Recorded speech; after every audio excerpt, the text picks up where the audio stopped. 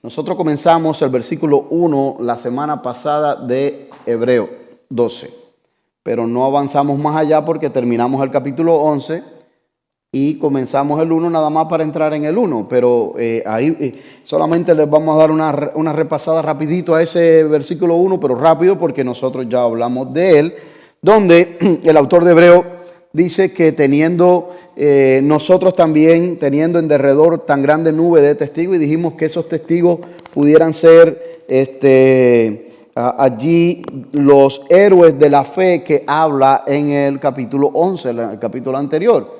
No es que ellos nos estén observando desde el cielo, ni nada de eso, que estén aquí al lado de nosotros. Simplemente es una manera de decir que su testimonio, ¿verdad? Allí son testigos para nosotros que sí se puede seguir adelante creyendo al Señor. Dice el autor, despojémonos de todo peso, ¿verdad? Eso fue otra de las cosas que estuvimos hablando, y del pecado que nos asedia. Y esas dos cosas van juntas, ¿verdad? Y lo que tiene el autor aquí en mente en este capítulo 12 es una carrera de atletismo, ¿verdad? Él está comparando la vida suya, mi vida, la vida cristiana, con un atleta que está corriendo.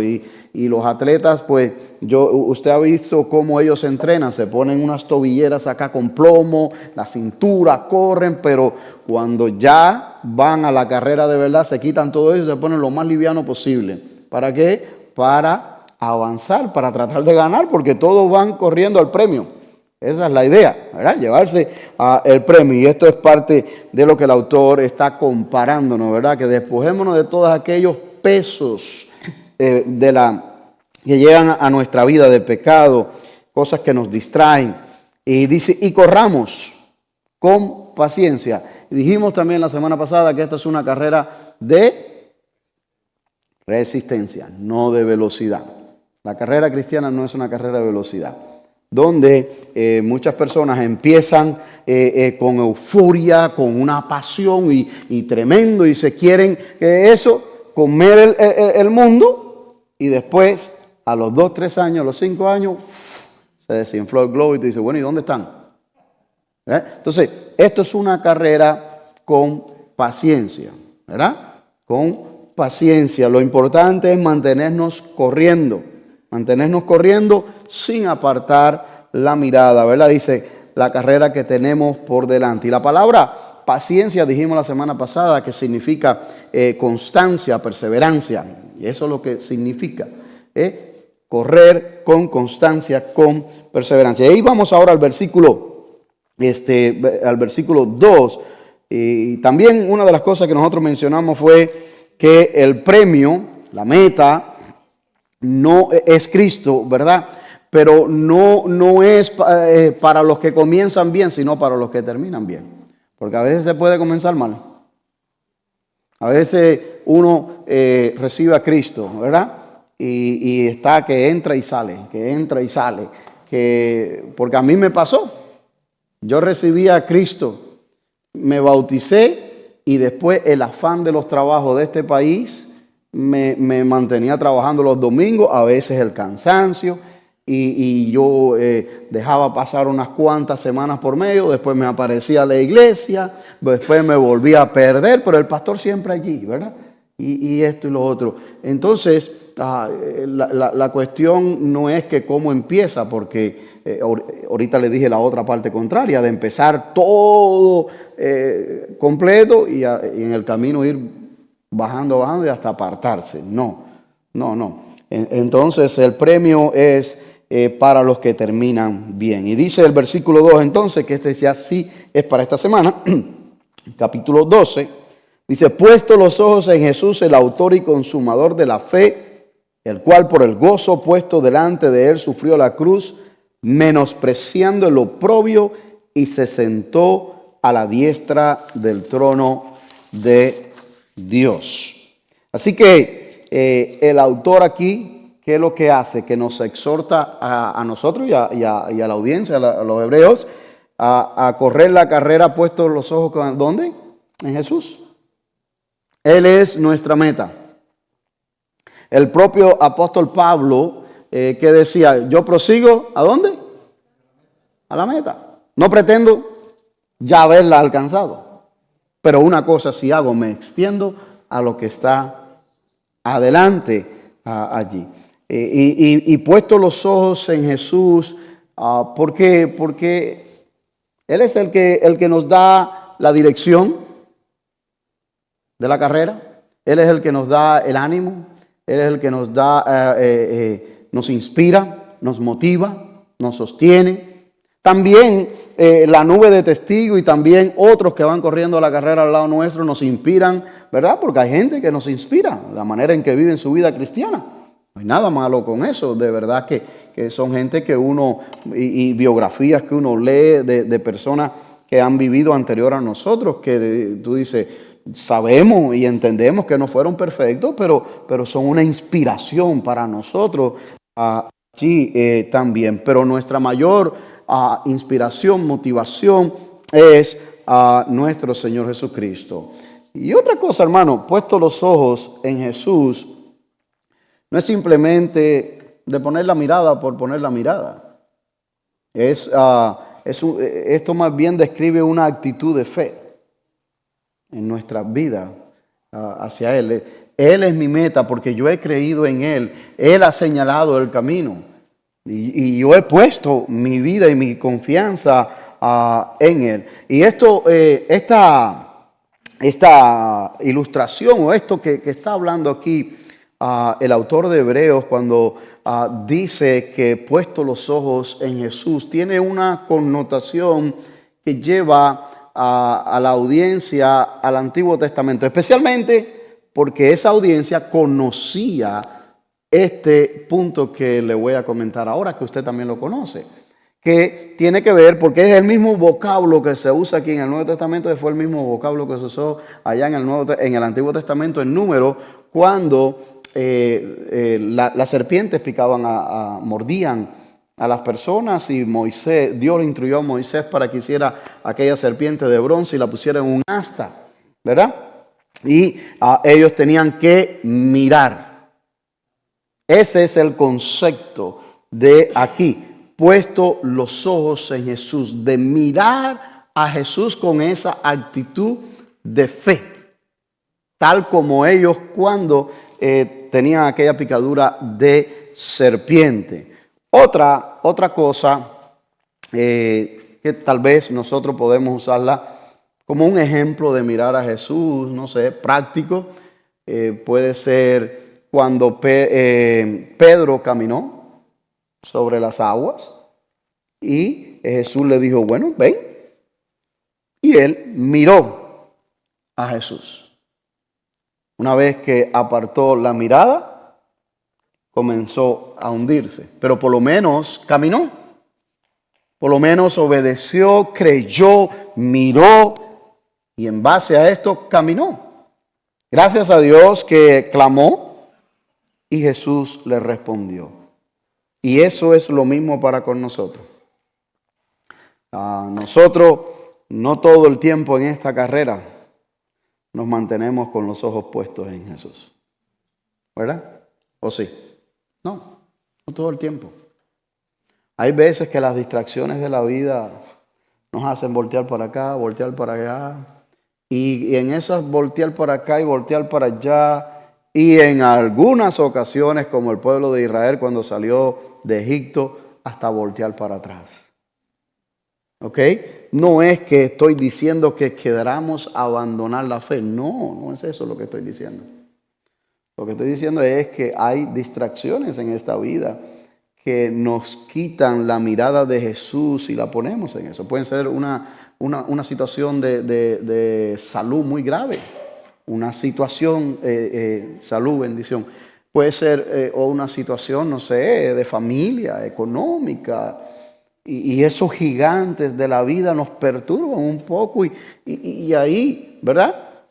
Pero gracias a Dios que cuando clamamos, tal como Pedro, Jesús nos responde de nuevo y nos hace allí un flashlight y dice, es por aquí, el camino es por aquí. Como cuando hay un cuarto oscuro y usted está tratando de encontrar la puerta. Lo único que usted tiene allí, tal vez una guía, es la rendijita bajo la puerta para ver dónde está la luz, que es del otro lado, para guiarse, que ahí está. Y ahí uno busca y ahí sale. Y ahí va saliendo uno. Y ese es nuestro Señor. Cuando muchas veces las distracciones de la vida nos quitan la vista de Jesús, allí clamamos y vemos esa luz nuevamente, mis hermanos. Así que por eso es que el autor en este versículo 2 aquí nos dice a nosotros, puesto los ojos en Jesús. No quite los ojos de él, mi hermano. No los quite. Él es el premio supremo para cada uno de nosotros, mis hermanos. Pero no solo eso, él también dice con relación a Jesús, no solamente de poner los ojos en él, sino que dice que él es allí el autor y consumador de nuestra fe. O sea, él es el autor, el que inicia, el que comienza. Pero no solamente el que inicia y que comienza también, pero dice, y consumador de la fe, es quien sostiene nuestra fe, es quien nos ayuda a perseverar en la fe también. O sea, que no solamente es el autor, pero también es quien nos sostiene y nos ayuda a perseverar en ello. Y sigue diciendo el versículo 2. Allí dice, el cual por el gozo puesto delante de él sufrió la cruz. Ahora, ese versículo es interesante. Porque ¿qué gozo hay en la cruz? Ninguno, ¿verdad? Yo no creo que la cruz sea gozosa para nadie. No la cruz, cualquier otra cosa. La semana pasada yo estaba martillando algo allá en casa el pasado viernes y como a ustedes, como a muchos de ustedes les pasa, y me martillé en esta uña. Y lo peor de todo, hermano, es que aunque cogía el clavo con estos otros dos dedos, a veces el martillo se iba y daba al dedo este así. Y entonces el hijo me dice, no, yo te voy a ayudar, ven acá. Y cuando él va a ayudar, pues no tiene todavía la experiencia muy bien. Y ¡pam! Se daba también. Bueno, ahí ven para que aprendamos juntos, para que estemos. No es que no supiera yo, pero es que martillo, ya cuando la cabeza del martillo está bola, ¿verdad? Que está media redondeadita, ya se resbala, ya no da bien. Y más que eran clavos de finish, que era sin cabeza. Entonces, es todavía peor. Así que, si eso es un martillacito en un dedo, ¿qué será la cruz, hermano? ¿Qué será la cruz? Y dice aquí el autor, por el gozo puesto delante de él. Algunos eruditos o teólogos bíblicos, comentaristas bíblicos, como lo queramos llamar, dicen que para obtener el gozo que Dios planeó para él, Jesús se hizo obediente y sufrió la agonía de la cruz para obtener ese gozo que Dios tenía preparado para él. Él primero fue obediente a esto allí. Y por supuesto que esta frase está como apuntando al futuro, porque después habla de que se sentó a la diestra de Dios. Por supuesto, ya una vez que el autor está escribiendo esto, ya la crucifixión pasó, ¿verdad? Ya esto ya había pasado, ¿verdad? Ya Cristo se había sentado a la diestra del Padre allí. Y dice el versículo 3. Considerar aquel que sufrió tal contradicción de pecadores contra sí mismo, para que vuestro ánimo no se canse hasta desmayar. O sea, él vuelve a exhortar a su audiencia que consideremos todo el sufrimiento de Jesús, todo lo que él pasó allí por nosotros. ¿Para qué? Para que cobremos nosotros ánimo, porque en realidad, a pesar de que usted y yo hemos enfrentado sufrimientos diferentes, de diferentes formas, por diferentes causas, pero ninguno como Cristo. Y eso es lo que él está tratando de transmitirle a la audiencia, que ellos, los hebreos, a los cuales él está escribiendo, ellos también estaban enfrentando sufrimiento, habían enfrentado sufrimiento, persecuciones, presiones sociales, etcétera. Pero ninguno de ellos había experimentado lo que había experimentado Cristo. Y eso es lo que Él está tratando de exhortarlos a ellos allí. Considerar aquel que sufrió tal contradicción de pecadores contra sí mismo, para que vuestro ánimo no se canse hasta desmayar allí. Y sigue el 4. Porque aún no habéis resistido hasta la sangre. ¿Ve? Ahí Él abunda un poquito más adentro. Dice, ustedes sí han pasado persecución y han sufrido, pero no como Cristo. Dice allí, combatiendo contra el pecado. Y habéis ya olvidado la exhortación que como a hijos se os dirige diciendo, hijo mío, no menosprecies la disciplina del Señor, ni desmayes cuando eres reprendido por Él.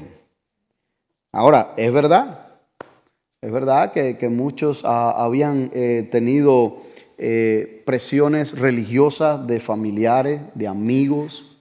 Algunos creen también que este grupo, porque estaba pensando, o algunos habían renunciado al judaísmo, estaban ahí en ese borderline, tenían presiones económicas, porque tú sabes que estas comunidades eran cerradas y se ayudan entre ellos. Y si te sales de ese anillo, de ese grupo, pues te vamos cerrando las puertas. Pam, pam, pam. ¿Viene a buscar trabajo? No. ¿Comercio? No. Y todo ese tipo de presiones, ¿verdad? Así que no era mentira, no era menos cierto que ellos sí estaban pasando y habían pasado esto, pero no hasta el grado como Cristo había pasado por todos ellos. Tal vez presiones de la familia. ¿Cuántos de ustedes, no me tiene que decir ahora, pero muchos de ustedes han pasado presiones familiares por seguir a Cristo? Sí. ¿Cómo vas a abandonar la fe de la tradición de la familia? ¿Cómo va a hacer eso?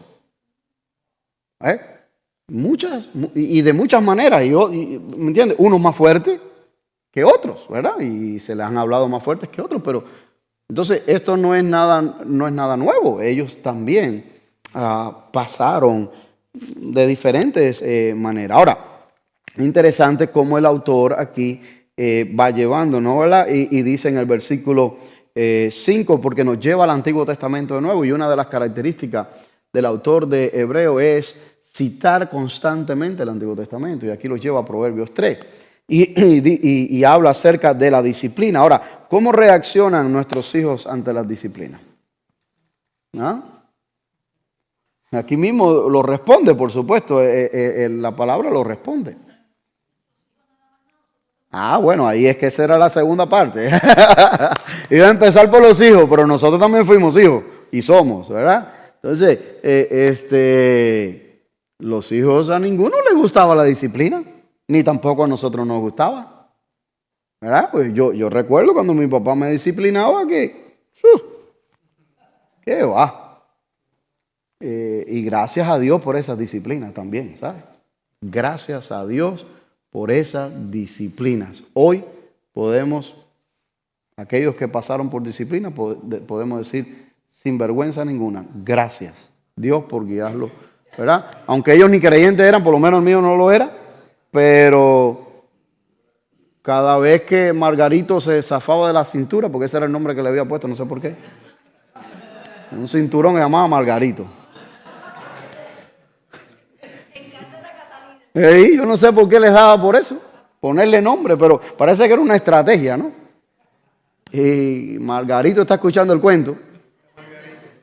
Pero bueno, entonces mejor que Margarito no salga de la cintura, porque la regla era que aunque deje de hacer lo que estás haciendo, si Margarito sale, tiene que hacer algo, aunque ya hayas parado. Y claro, eso es bueno, porque eso habla de que un hombre de palabra. Había que usarlo aunque no quisiera, aunque ya hubiera parado. Y yo a veces intenté aplicar eso con los míos, pero a veces no me salía, la verdad.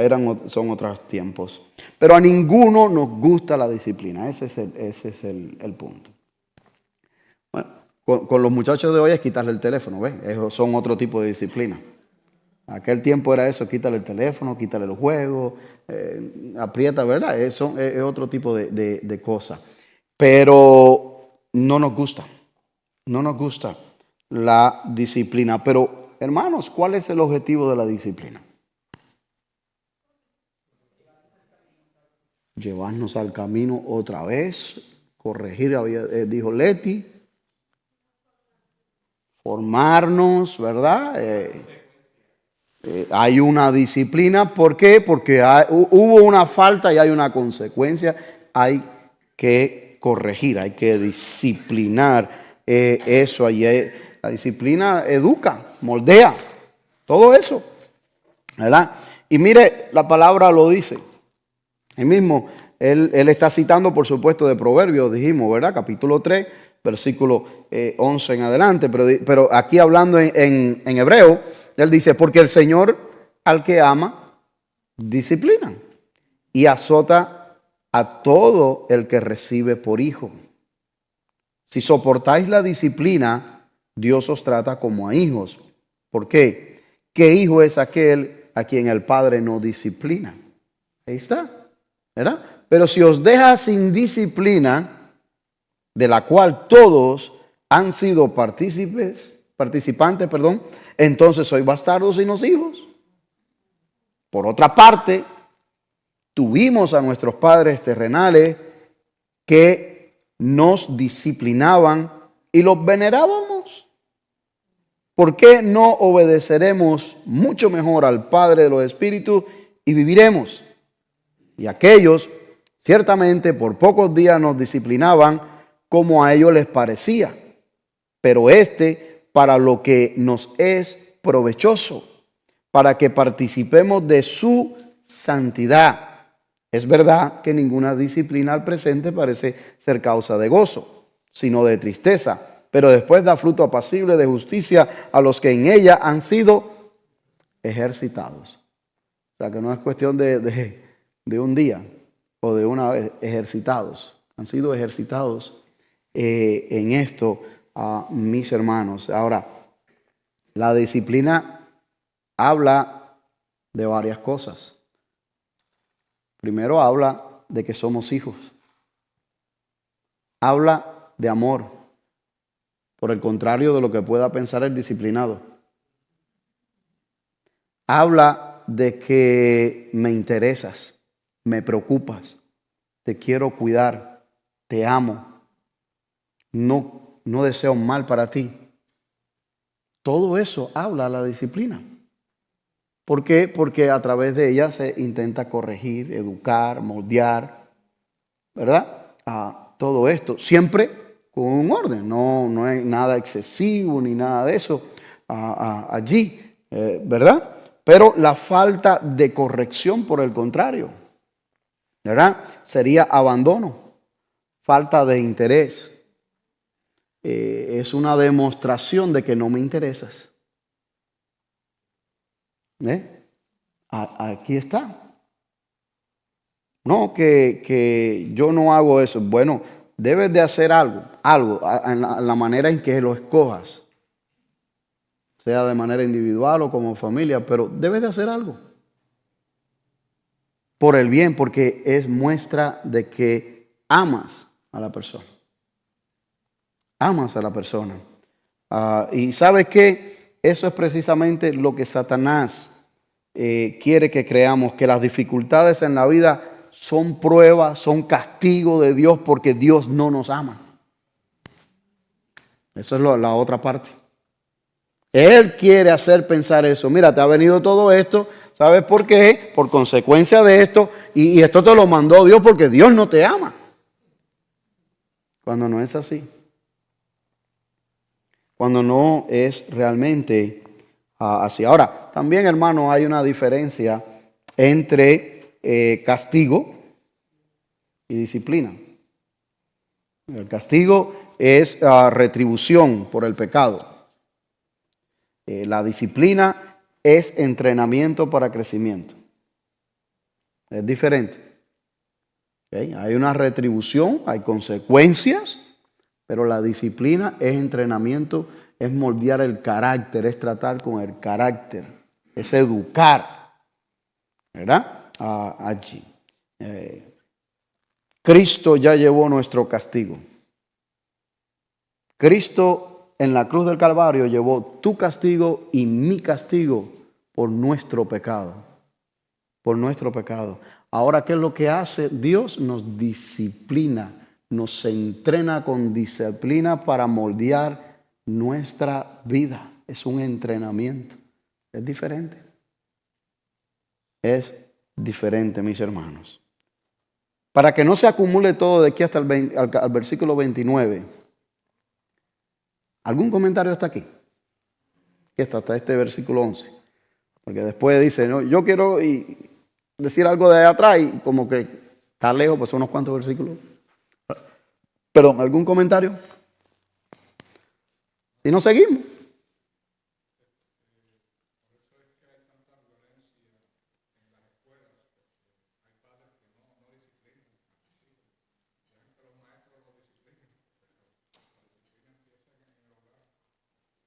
Delegan para la escuela, los maestros, algo que ya los maestros se lo han prohibido también.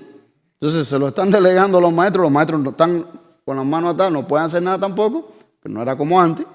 Pero usted está en lo cierto, la disciplina comienza, por supuesto, en casa.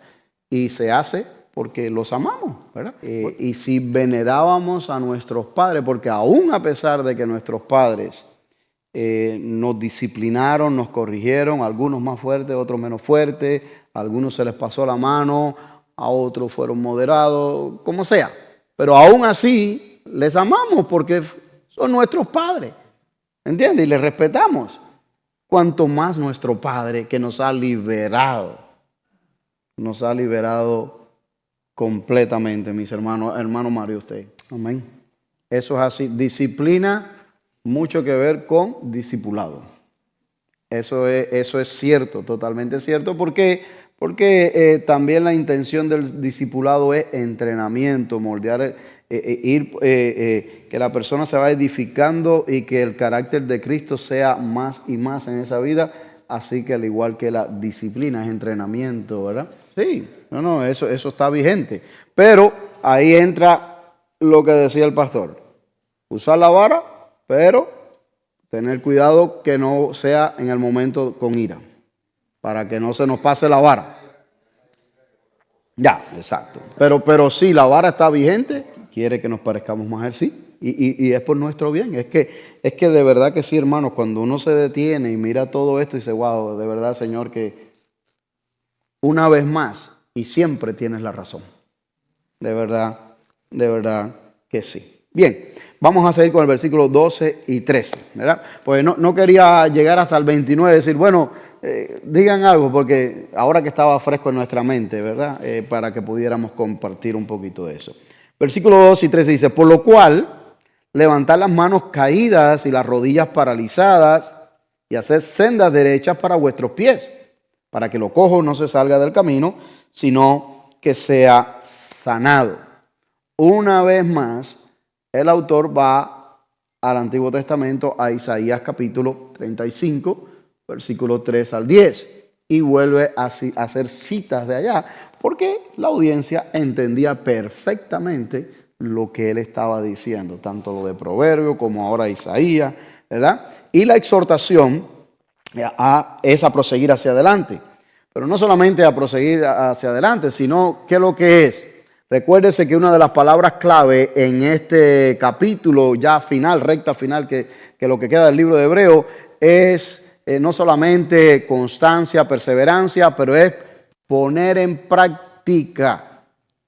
Poner en práctica lo que sabemos, lo que hemos aprendido, lo que ya conocemos. Así que sigan adelante. Hermanos, yo estaba leyendo esto y estaba pensando en una carrera, ¿verdad? Porque ¿quién de nosotros aquí no ha corrido cuando éramos niños? Todos, ¿verdad? En la escuela, a veces en el barrio, todos hemos corrido y ya cuando ha sido carreras un poquito más formales de atletismo, en las escuelas, competencia o educación física, lo que nos tocaba hacer, en una carrera las manos y las rodillas se cansan. Las manos y las rodillas se cansan y a veces usted va corriendo y a veces tiene que estirar un poquito así los brazos porque se van cansando de estar aquí todo el tiempo. Y usted les estira y así sea en velocidad o a poco, se van cansando. A veces nos vamos aquí y no sé por qué, pero comenzamos a jalarnos para acá y volvemos y así, y ahí vamos. Eso es parte de la carrera. Y cuando el autor está hablando esto y comparando la vida espiritual, ¿verdad? Porque esa es la idea. Él está usando esta metáfora de la carrera con la vida espiritual. Allí, ¿qué es lo que nos ayuda a nosotros? Aunque cuando esté doliéndome los brazos, las rodillas un poquito, no, pero allá está la meta. Allá está la meta y ves que hay otros que están corriendo contigo. Y eso te da ánimo, eso te ayuda, eso te inspira y ya tú puedes ver la meta. Por eso es que viene la exhortación en el versículo 2, puesto los ojos en Jesús. Le dice, levántense, es hora de levantarse, levantar las manos caídas, las rodillas paralizadas, ¿verdad? Regrese al camino, pon la mirada en Jesús. Y sigue el versículo 14, dice, seguid la paz con todos y la santidad, sin la cual nadie verá al Señor, ¿verdad? Y eso es una verdad. Ahora, este es un llamado a seguir buscando, a procurar la paz con todos, y eso incluye aún con aquellos que no nos llevamos. Con todos. Con todos. Esto es poniendo en práctica el amor de Dios. Eso es lo que está hablando aquí. Aquí está hablando de que no es solamente que usted y yo tengamos un conocimiento intelectual de la palabra, de lo que la Torá en aquel caso decía o dice, sino que lo conozco y lo vivo. Trato de vivir en paz con todos. No solamente trato, sino que busco. Busco. Porque eso me hace bien a mí. ¿Por qué? Porque el no estar llevándome bien con alguien trae amargura, trae allí cosas en mi corazón, en mi vida que no me edifican, que no me ayudan. Entonces, él ataca esta parte dentro de nosotros. Y para ello va a citar ejemplos aquí. Dice el versículo 15. Mira bien, no sea que alguno deje de alcanzar la gracia de Dios, que brotando alguna raíz de amargura os estorbe y por ellos muchos sean contaminados. O sea, lo que aquí está diciendo es, estén bien atentos, vigilantes con aquellos que están aflojando la marcha en la carrera, con aquellos que están queriendo tirar la toalla, porque algunos de ustedes, hablándole específicamente al grupo de los hebreos, aunque están involucrados, no están comprometidos completamente con el Señor. Porque esa era parte del problema de Hebreos. Si usted se recuerda lo que hemos hablado desde el capítulo 1 hasta acá, eran personas que estaban simpatizando del Mesías, de Jesucristo como el Mesías, pero todavía estaban allí ambivalentes y querían regresarse a las prácticas del judaísmo. Y por eso es que él vuelve aquí y dice, ¿sabes qué? Estén vigilantes, miren bien, no deje que alguno allí deje de alcanzar la gracia de Dios, que le brote alguna raíz de amargura que os estorbe para que muchos sean contaminados. Personas así pueden ser una piedra en la pista, en el camino. para que otros, cuando vayan corriendo, tropiecen con ella. Tropiecen con ella y dejen de correr correctamente. Y aquí viene y trae el ejemplo en el versículo 16 de Saúl. Porque él viene hablando de esto y entonces cita un ejemplo aquí. Y dice, no sea que haya algún fornicario o profano como Esaú. Y trae este ejemplo del Antiguo Testamento. Que por una sola comida vendió su primogenitura. Porque ya sabéis que aún después, deseando heredar la bendición, fue desechado. Y no hubo oportunidad para el arrepentimiento, aunque la procuró, con lágrimas. Aquí el autor de Hebreos vuelve a ir al Antiguo Testamento y trae a un personaje que ellos lo conocían, Esaú, imagínense, hermano gemelo con Jacob. Fornicario y profano, lo llama aquí.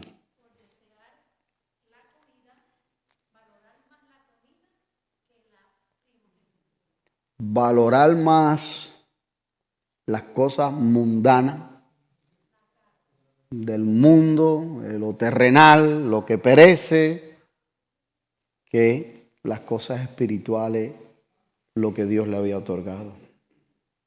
¿Ves? Y él trae este ejemplo y ellos lo sabían muy bien. Como ejemplo de contaminación de una persona que no despreció lo que Dios le dio. No le dio la importancia. Y otra cosa, lo hizo a sabiendas, no es que no sabía. Lo hizo a sabiendas, no porque no supiera. Simplemente lo desechó porque no le importó, no le dio la importancia. Y eso es lo que el autor está tratando de que ellos entiendan, que ellos sí saben, que ellos han oído de Jesús, que ellos saben exactamente lo que pasó en Jerusalén con Jesús, cómo lo crucificaron, pero por qué lo crucificaron y las señales y milagros que él hizo, ellos también conocían todo eso. O sea, no es porque no supieran, no es porque tampoco hubiesen sido enseñados en la Torá, porque desde niños la dominaban. Entonces, sabían, pero tenían el ADN religioso del judaísmo tan impregnado en su vida porque desde chicos han crecido con eso, que ahora desechar eso y aceptar a Jesús como el Mesías le era muy difícil. Y el autor ha venido presentando prueba tras prueba tras prueba de la superioridad de Cristo. Le dice, bueno, y no lo deseches. No lo deseches. Porque mira lo que pasó a Esaú. ¿Ve? Y él habla de esto. Así que, ¿cómo es una persona profana?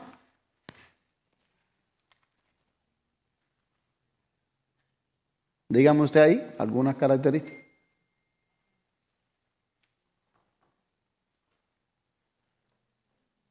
¿Cómo es? Profanar algo santo, lo contrario, que es mundano, que profana algo que ha sido dedicado, apartado, ¿verdad? Y lo profana, esa es violencia, que lo desprecia.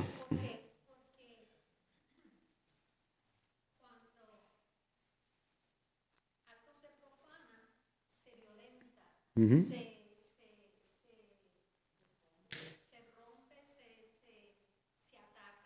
Uh-huh.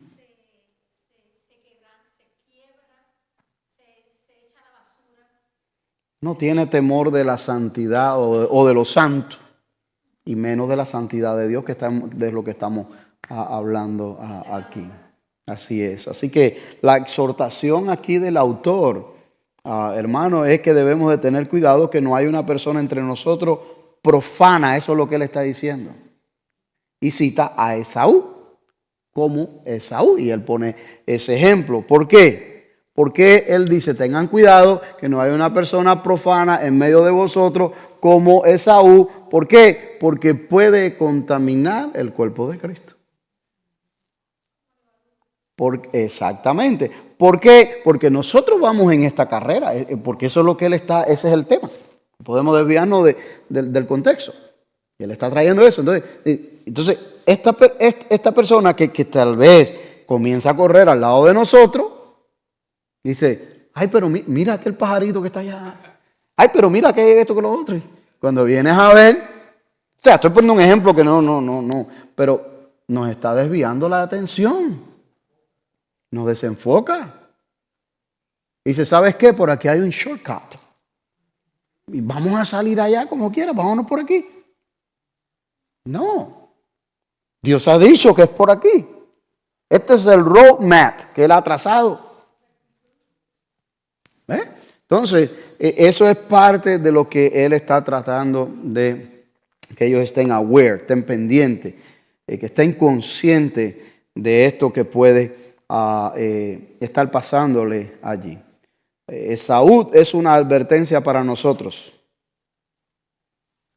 ¿Y cuál es la advertencia que Esaú nos transmite? De que no nos conformemos con cosas inferiores, con las cosas más bajas. No. Versículo 18 al 20. Dice, porque no os habéis acercado al monte que se podía palpar y que ardía en fuego, a la oscuridad, a las tinieblas y a la tempestad, al sonido de la trompeta y a la voz que hablaba, la cual los que la oyeron rogaron que no se les hablase más, porque no podían soportar lo que se ordenaba. Sí, pero si aún una bestia tocar el monte, será apedreada o pasada con dardo. Y tan terrible era lo que se veía que Moisés dijo, estoy espantado y temblando. Y ahora viene el versículo 22 y dice, sino que os habéis acercado al monte de Sión, a la ciudad del Dios vivo, Jerusalén la celestial, a la compañía de muchos de millares de ángeles, a la congregación de los primogénitos que están inscritos en los cielos, a Dios el juez de todo, a los espíritus de los justos hechos perfectos, a Jesús el mediador del nuevo pacto y a la sangre rociada que habla mejor que la de Abel. ¿Sabe qué es lo que hace aquí el autor? Yo creo que ya usted lo vio. Establece un contraste, ¿cierto? Establece un contraste entre cómo se acercó el pueblo de Israel para recibir la ley en el monte Sinaí, cuando Dios les ordenó que se santificaran por 3 días, ¿verdad? Y dio aquella instrucción que llegaran hasta la falda del monte y todo eso, y toda la manifestación poderosa y gloriosa de Dios allí. Versículo 22 hace un contraste y dice, bueno, si aquello fue glorioso, mira a ver ahora, porque no se han acercado al Sinaí, se han acercado a Sión, que es todavía mucho más gloriosa, porque la compara, habla aquí de la ciudad celestial y habla de Jesucristo como el mediador de un nuevo pacto. Que ya esto ya lo había hablado anteriormente, pero establece el contraste entre si aquello fue sublime, esto es todavía más exceso. O sea, no se ha acercado a cualquier cosa aquí. Así que esto es lo que él hace, establece ese contraste entre el Sinaí y el monte Sión. Y ese contraste implica muchas cosas. No es para que nosotros tengamos ahora un estudio bíblico nada más de eso mismo, pero nada más le digo es que hace un contraste entre la ley y la gracia. También está implicado en medio de esto aquí, ¿verdad? Así que el autor dice que ahora nos hemos acercado al monte Sión, a Jesús, que representa esta ciudad celestial. Esta es la ciudad que por la fe buscaban los patriarcas. La Jerusalén terrenal fue destruida en el año 70 después de Cristo, aproximadamente, por el Imperio Romano, eso lo sabemos. Cristo había hablado de eso, que allí no iba a quedar piedra sobre piedra. Pero la celestial prevalece. La celestial prevalece hasta el día en que Él tiene determinado, mis hermanos, ahí. Versículo 25, y quiero acabar, así que esté conmigo unos minutitos más, porque ya casi llegamos al 29. Dice el versículo 25, mirad nuevamente otro mirad, que no desechéis al que habla, porque si no escaparon aquellos que desecharon al que os amonestaba en la tierra, mucho menos nosotros, si desechamos al que nos amonesta desde los cielos. O sea, que se recuerdan en el capítulo por allá 2, creo, capítulo 3, que él había dicho, hey, no están prestando atención, no están oyendo, no están haciendo caso a la verdad. ¿Recuerdan? Él habló de esto. Y ahora viene y le dice, mirad, no desechéis al que habla. O sea, que él lanza aquí otra advertencia a no descuidar la instrucción de Dios, hermano. Él dice que si los que desecharon la instrucción de Dios dada por los hombres en la tierra tuvieron consecuencias, ¿cuánto más consecuencias tendrán aquellos que rechacen la voz de Jesucristo y del Espíritu Santo? Ya no queda otra cosa, dice. ¿No fue que dijo así anteriormente en el capítulo, creo, 10? Ya no queda más nada. Entonces, si desechas la salvación por gracia que Dios ofrece en su Hijo, nuestro Señor Jesucristo, ya no queda otra cosa. Entonces, Él vuelve de nuevo a exhortar a su audiencia aquí. Versículo 26 y 27 dice, la voz del cual conmovió entonces la tierra, pero ahora ha prometido diciendo, aún una vez, y conmoveré no solamente la tierra, sino también el cielo. Y esta frase, aún una vez, indica la remoción de las cosas movibles como cosas hechas para que queden las inconmovibles.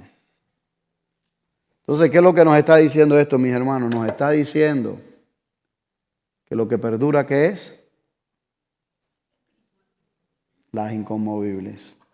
Porque cuando Él hable, las cosas van a pasar, desaparece lo que se tenga que desaparecer, pero aquello inconmovible, aquello a lo que Él le da la prioridad, lo que tiene la prioridad, es lo invisible, es lo espiritual. Versículos 28 y 29 y termino.